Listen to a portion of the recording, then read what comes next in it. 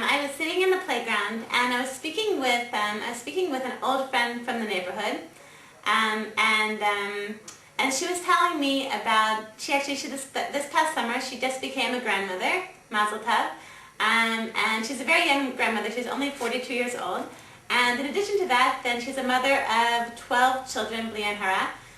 So she's telling me about her kids and becoming a grandmother actually twice. She had 2 grandchildren this past summer. We're just talking about various things. And I asked her how her parents are. I knew that her parents were quite elderly, and she used to visit them every Shabbat.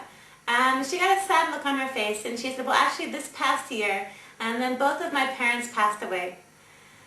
So she said that her father passed away a year ago, and her mother passed away only six weeks ago. And so I was really sad to hear that. And she said yes. She said, you know, Mommy, she called her mother Mommy. So she said, Mommy was 80 years old and she was quite sick. So it wasn't a surprise, but it was very, very hard. So I think what really struck me in my conversation with her was how she's still, you know, here's this mother, the woman I'm speaking with. She's 42 years old. She's a mother of 12 children, Bli Ayin Hara. She's a grandmother already twice over, and how her mother, who is 80 years old, is no longer in this world, how still for her mother is Mommy. And I found something incredibly touching about that. For her mother, like this, my friend was still a little girl, still in my friend's mind. She was still like a little girl in her mother's eyes, and what a sort of a precious thing that is to have someone who's your mommy, to be somebody's daughter. Okay, so I think I was recently, I just this past Thursday I got back from such an amazing visit with my parents. I'm in Baltimore, and I think that I hadn't been to visit my parents for 2 years. Thank God they visit me a lot in Baltimore. I'm sorry, they visit me a lot here in Israel. But it had been 2 years since I visited like my childhood home, my parents' home, and I think like there were many wonderful things about the visit. But I think that the thing that really, that made it like most like a vacation for me, most like a relaxing, wonderful time, was that experience of being able to be like, to have a mommy, to have a daddy, to be able just to be my parents' daughter for 2 weeks. And just to know like that, you know, that other people, you know, usually like I'm the one, you know, me and my husband, but you know, there's certain things like I'm the adult, like I'm the one in charge of. Like in my house, you know, I'm in charge of financial things. I'm in charge of paying this bill, paying that bill. I'm in charge of, you know, knowing, you know, whether we owe the school this money, whether I have to register at this kindergarten or whatever. Like I'm in charge of so many things to keep our family going. And then being in my parents' house and just knowing like for these 2 weeks, like I was just not in charge. I remember like when my father, when we were leaving, my parents drove me and my kids to the airport in Philadelphia, which is about a 2.5-hour drive. So they drove us there, and then my parents like walked us with our stuff to the check-in place. And the truth is, we didn't have so much stuff. Like we probably could have managed it on our own. Quite easily, but my father asked me when we got to like the check-in place. Then my father took our passports and did the check-in for me, and it was just such a sweet thing. It was just, I guess, like my friend saying "Mommy." It was like a moment like that for me, like having my dad who's like taking care of things and just feeling taken care of. And what a precious thing that is! What a precious thing it is to be able to have a mommy and to be able to have a daddy, or I call them mom and dad, and just to know that I'm someone's child. Like what a precious, precious thing that is. So this morning I was thinking about a conversation I had with a friend. My friend was telling me that one day she was having a really, really hard day. In fact, a really hard week, and she was saying how she felt like she was the worst mother in the world. She had done with this, like she had yelled at this child, and she had spanked this child, and she'd been, you know, everyone's on summer vacation, everyone's driving her crazy, and she's just losing her mind, okay? So sound familiar? Okay.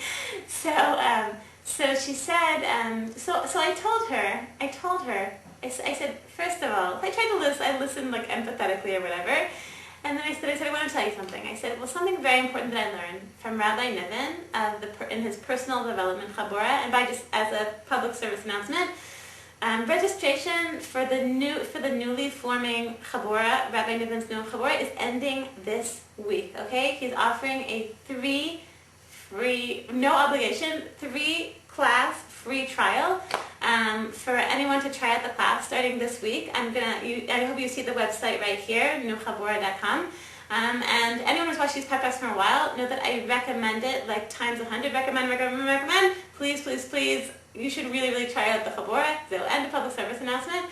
Okay, so Rabbi Niven taught us, and I once made a pep talk that you should watch called Taming Negative Thoughts. I think it's one of the most important pep talks I've ever made. So basically, Rabbi Niven taught us that anytime you are thinking a disempowering thought, okay, it is, as a rule, that thought is based on a corrupted thought process, okay? So let's say for example, you're thinking something like, I'm the worst mother in the world, I'm the worst wife in the world, I'm so disorganized, there's no chance I can ever succeed, I'm just so awful. You're thinking all sorts of thoughts like that, okay? So as a rule, if you try to like go back and figure out whether your thoughts are based in fact, as a rule, they are not. They are always based on a false, corrupted thought process. Okay, so I told this to her. I said. So she said, but I am doing. She said, but as a fact, I am doing this, and I did yell at my child, and I did. So I said, you know, every mother has things to work on. Okay, so like a few weeks ago, I was telling you, like I believe that every mother should join a parenting class. I highly recommend Dina Friedman's parenting class. But I guess that there's a lot of good parenting classes out there. I think that all of us, me included, we all have things to work on, and we all have times when we all have things that we really need to work on in order to be better mothers. But, you know, I told her, like, but look, like, think about it objectively. Are you really the worst mother in the world? Like, there are mothers who, you know, who really neglect their children. There are mothers who hate their children. There are mothers who, like, who are just totally emotionally cold to their children. There are mothers who really, like, consistently emotionally and physically abuse their children in all sorts of, you know, there are terrible situations out there. There are mothers out there who really are among the worst mothers in the world. I said, but you are not among them. You're a mother, you care for your children, you love your children very much, you do what you can to nurture them, you do what you can to take care of them, and like on a physical, emotional, and spiritual level. You're doing everything you can. Okay, so you slipped, okay, so you yelled, okay, so you spanked that one, okay, so you were, your kids are on vacation and like you're going crazy like a lot of us, okay? So, but I said, okay, like, you know, for all of us have room for improvement, all of us have things to work on, but sort of getting down on yourself, and something that I was thinking about just was that, you know, here's this mother, like, she's so down on herself, but she doesn't realize, like, what she's doing just by being there, just by providing her kids with a mommy, you know, like my friend, you know, like when my friend, when she's older and her kids, like, she will still be, for all of their lives, she will be their mommy. This will be this precious place in their lives. This precious, you know, relationship in their lives that will never exist with any other human being. It's a relationship of mommy, that know that they are someone's child, and that somebody is taking care of them. You know, just like we feel with our parents, just like I feel with my parents, just like my friend on the park bench felt with her mommy and her daddy.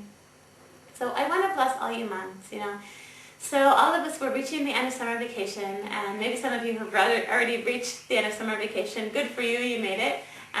But a lot of us are feeling quite burnt out, you know, from all this intense time with kids, and some of us have been taking care of kids without summer camps, without like the regular framework, and it's been a bit exhausting, and a lot of us have been getting sort of burnt out. Things have been difficult, and we've been struggling and getting a bit down on ourselves. But I want to remind all of us, like how, like what a precious, you know, what a precious your gift you're giving your children. It's a gift that no one else will ever be able to give them. No matter how many millions, billions of dollars they could spend, nobody will ever give them the gift of being their mommy. And I bless all of you with an amazing week. An amazing Rosh Chodesh too, Chodesh Elul.